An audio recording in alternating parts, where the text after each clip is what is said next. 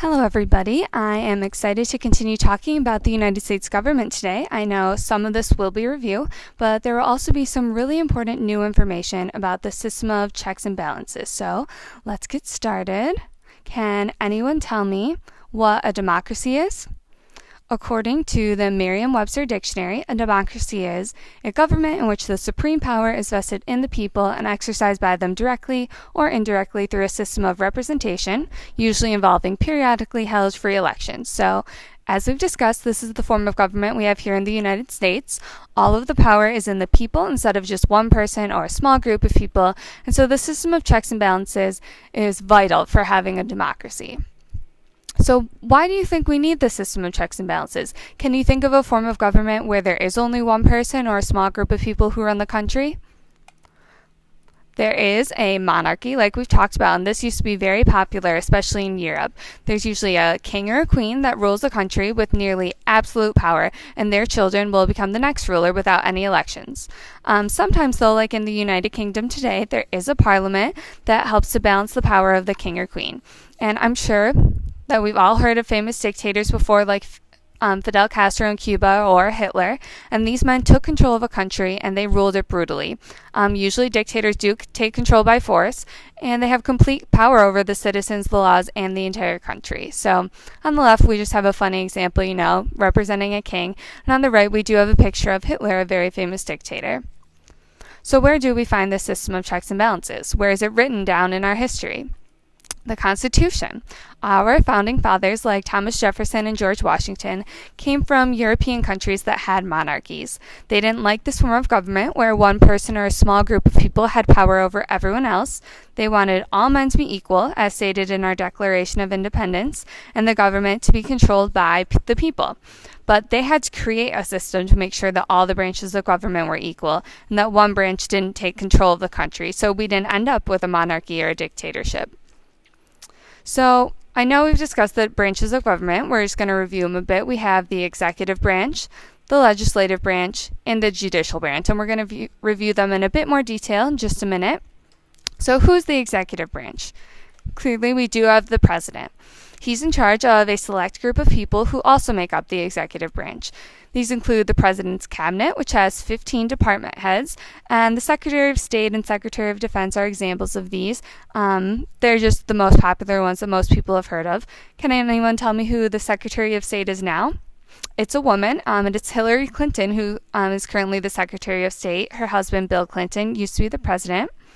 Now, the executive office of the president was created by Franklin Roosevelt and is made up of a number of advisors and general White House staff. They have a wide range of duties, including communicating with the public and advising the president on important issues. Finally, we have the vice president. Now, who knows the names of our president and vice president today? We have this picture here of Barack Obama, who's currently the president, and Joe Biden is our vice president, but we are in an election year. We'll have that in November, and so we got to keep an eye out for our different candidates. Mitt Romney actually just won the Michigan primary last night, so that's a Republican to keep our eye out for. So what does the executive branch do? As I briefly mentioned, they have a number of duties. The president approves laws made by Congress. He has the right to veto them if he so chooses and doesn't agree with them. He can also appoint many federal positions, including his personal cabinet members and Supreme Court justices who hold term for life.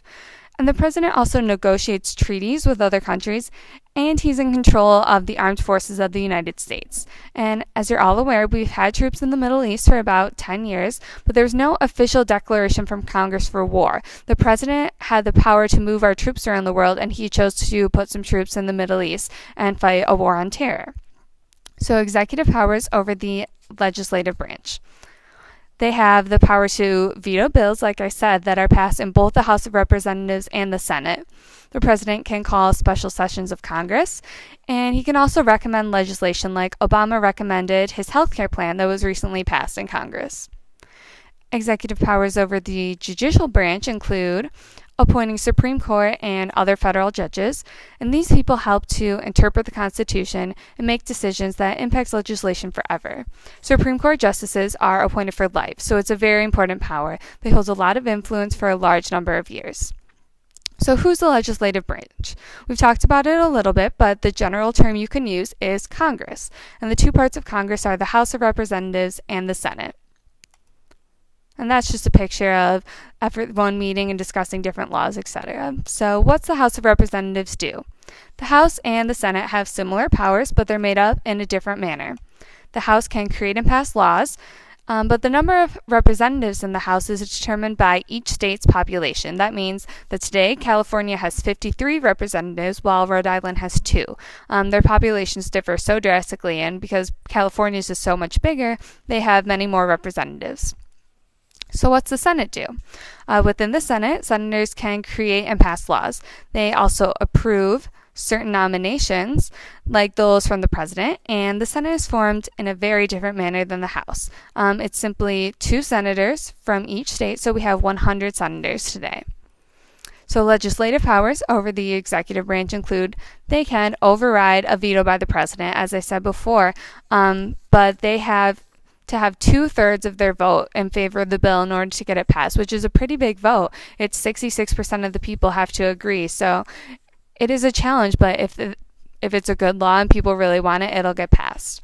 Congress also has the power to control the budget that funds all executive action, so the president can't just do whatever he wants with all the money he wants. He has to get it approved by Congress. They can impeach the president. It is a complicated and complex process, but if it needs to happen, it can be done. The Senate can approve the treaties that the president negotiates with other countries and powers, and the Congress has the power to approve the appointments that the president makes. So this is important because the president can't just surround himself completely with people that all support him. It helps to create some balance between the parties and different opinions. Now, legislative powers over the judicial branch include that they can create lower courts, including in specific districts and other manners. The Congress can impeach judges, so even Supreme Court justices who were appointed for life can be impeached if they have just cause. And the Senate also approves the appointments of judges, which are made by the president.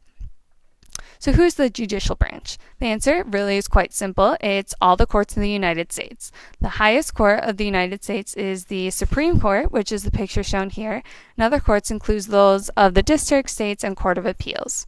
So what does the judicial branch do? The courts interpret the Constitution, which means that they are interpreting the law. They obviously handle criminal and civil cases that are brought to them, and these decisions are exceptionally important and determine the laws that are made and how people view these laws. So, judicial powers over the executive branch. Once the executive branch appoints Supreme Court justices for life, the executive branch has no power over these judges. The judges make decisions for themselves and are not influenced by the president. And they also review executive actions by just reviewing them, making sure they're constitutional and fair, everything like that. Judicial powers over the legislative branch include they can judge laws and other legislative acts as unconstitutional. And as I said, this is really important for how people follow laws and create them in the future. So now that we've reviewed the system of checks and balances, a couple of review techniques that you can choose for what works best for you. This is a graph of the basic system of checks and balances, and it details everything we discussed generally. It'll help you review basic information. If you want a blank copy, I have one so you can fill it out and test your own knowledge. And I also have this review video, so you just follow the link, and it's short, but it's a good and detailed video. Finally, we have this review game. It's meant for some younger kids, but it includes some good information. There is a bit that we didn't talk about, so don't be worried about not knowing that. It's just helpful if you want to test your skills. So you can choose them. I hope these resources help, and I'm always here if you have any questions, so just let me know. Thanks.